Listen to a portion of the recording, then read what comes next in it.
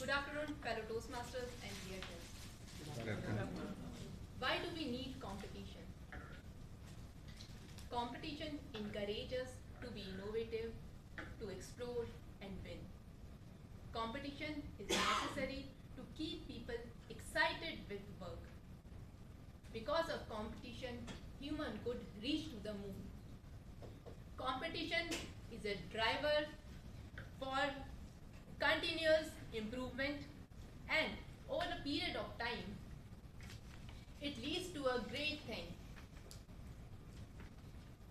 Take PC industry, for example.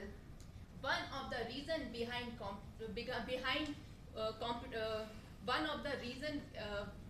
one of the reason behind growth of PC industries is the competition between the Bill Gates and Steve Jobs. As a result, now we got so many wonderful products. I read somewhere, competition brings best in products and worst in people. How worst in people? It typically happens when we have unhealthy competition. There's a very fine line between healthy and unhealthy competition. And the moment this line is crossed, things start getting ugly. And trust me, it's very easy to cross this line. So the big question is, how we differentiate healthy and unhealthy competition? The answer is, it depends on our objective. To understand this, let's take an example. Suppose there are two employees, Karthik and Sanjay. Both are working in same team.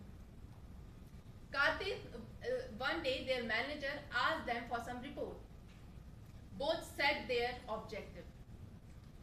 Karthik's objective: I have to give this report before Sanjay so that I only get appreciated by my manager. Sanjay, he set his goal: I have to provide this report as soon as possible to my manager so that I could get more opportunities which will helpful for my career growth.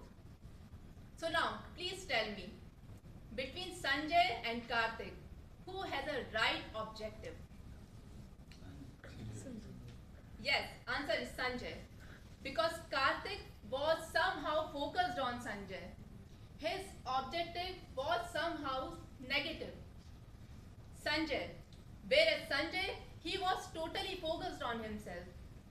He was totally focused on his career growth.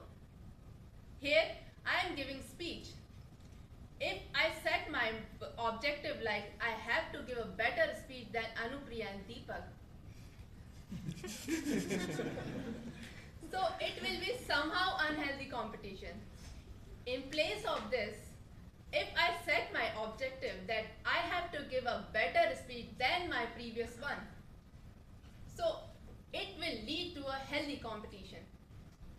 Now I will talk on the disadvantages of unhealthy competition.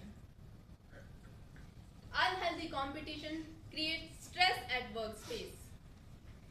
It creates an unnecessary pressure on employees. Because of this, some employees do not give their 100% effort. It also affects their health. In such environment, employees indulge in pulling other people down in improper way. Now I am giving 3 steps to avoid unhealthy competition. Step number 1, avoid direct competition with others. Direct competition is one-to-one experience which produces only one winner, which can be destructive.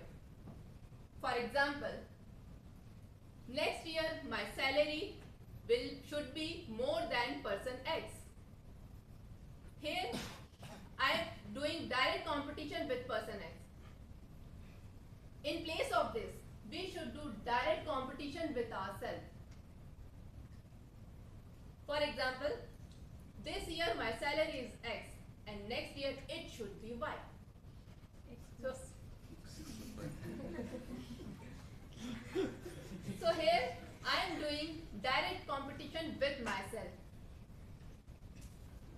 compete with ourselves, then we utilize all our energy to achieve our goals. Tip number 2. Set positive goal. Be careful when you set your goal. Always set a positive goal so that we will not waste our 50% energy in pulling other people down, and our action will also be positive to achieve our goal. Third tip, appreciate others on their achievements.